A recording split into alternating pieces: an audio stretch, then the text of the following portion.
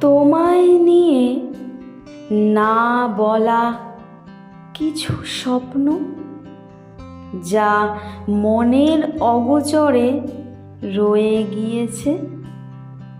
এই গল্পগুলো না জানি কি ভেবে মনের গহীনে বীজের মতো অঙ্কুর হতে চেয়েছে।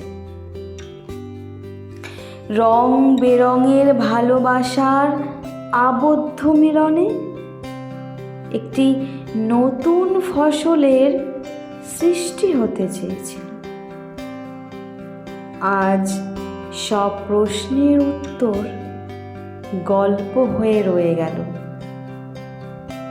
যা তোমার জন্যই মন লিখতে চেয়েছিল।